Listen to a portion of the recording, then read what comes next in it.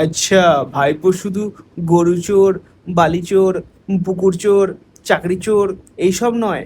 উনি প্রণাম নেওয়ার মতো লোক। উনি মন চোর। মন চুরি করে নিয়েছে একদম। আর সেই মনের মণিকঠায় জায়গা পেয়েছে বাড়ির আধা আধা মালকিন। শান্তিনিকেতন পার্ট 2। ভাই শুনেছিস, সায়নী ঘোষের নামে নাকি বাড়ি।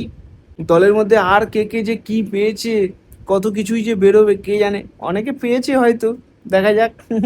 আরও আছে, আরও আছে মনে হয়।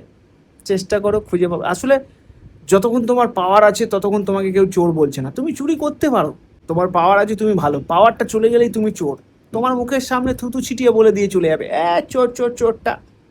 ও, আমরা এতদিন ভাবছি এটা মজা করে বলেছেন বা কথার পরিপ্রেক্ষিতে বেরিয়ে পড়েছে মুখ থেকে, কিন্তু জিনিসটা তো পুরো মন থেকে। কল্যাণবাবু হঠাৎ করে বলেননি লাগাও সায়নী, উনি ব্যাপারটা জানতেন।